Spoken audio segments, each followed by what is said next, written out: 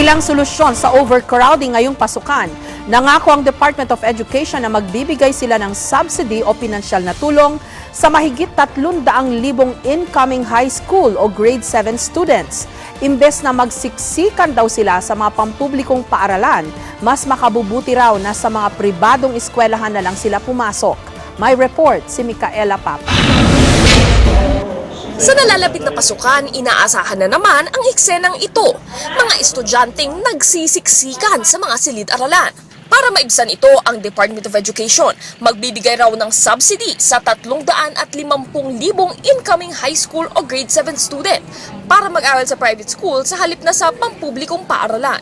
Sa kabila kasi ng naunang pahayag ng DepEd na natugunan na ang backlog sa mga classroom, ayon sa DepEd, hindi lang daw kasi pagpapatayo ng bagong silid-aralan ang solusyon sa problema ng overcrowding. For example, in NCR, much as we would like to create more schools, we don't have any more buildable space.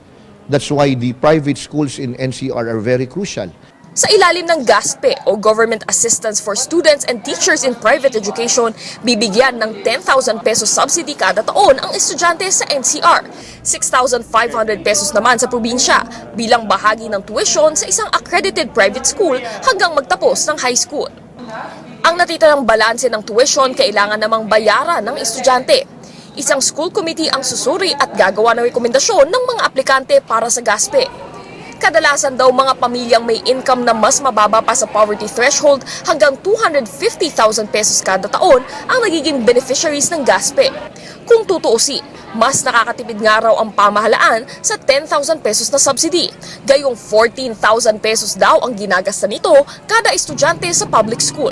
Kaya para sa ilang grupo, mas mabuti pa raw kung ilalaan na lang ang mahigit 7 bilyong pisong pondong nakalaan sa GASPE sa school year 2014 to 2015 sa mga paaralan at iba pang mas pangmatagalang proyektong pakikinabangan ng lahat ng estudyante.